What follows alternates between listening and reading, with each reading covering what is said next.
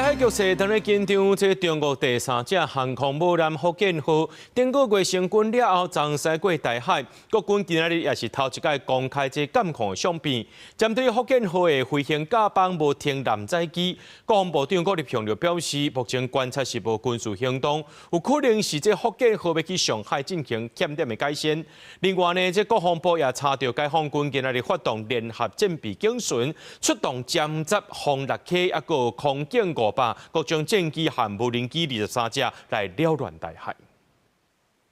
中国第三架航艦福建號伫11月正式成军，是中國頭一屆採用電子彈射的航艦，會當載大約60架艦載機，伫16現身台海。接續第17中國對台發動聯合戰備警巡，國防部查到中國殲集轟6 K 空警500等各型主副戰機甲無人機計共23架次出海，其中14架次飛過中線甲延伸線，進入台灣北部、中部、西南甲東部空域。針對福建號通過台海，國軍全程監控，嘛頭一屆公開監控的空翕相片，會當看到福建號的飛行甲板竟然無半架飛行機停佇頂面，引起關心。那我们发布的照片也显示，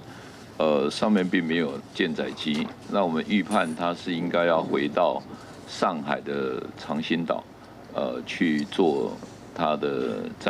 进一步就做相关的一些缺改。没有任何的军事的举动就是了。目前的观察没有。中国当日加强侵扰台湾，国安局最新的统计显示，讲今年到12月15为止。中机了台超过3570架次，比去年3070架次更较侪摆，创下历年的新高。面对中国霸权威胁，国安局报告分析，美国仍然重视第一岛链的防卫。美国进行必要的前进部署，所以整体的趋势态势大概是出现美盟有点在遏制中国的军事扩张的这样的一个基本的图像。蔡平安表示讲，今年已经和45国的情报首长甲副首长交换情报，召开要上8摆双边的正式会议。另外，若是中国向出兵攻击，国军会采取去中心化的指挥管辖执行任务。立委关心讲，是不是代表已经发生战争？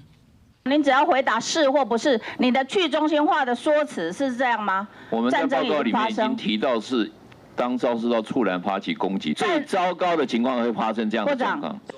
郭立雄强调讲，国军所有演练科目，拢会纳入去中心化指挥管辖的概念，让部队了解家己的任务，嘛伫咧汉光演习内底做演练。记者综合报道。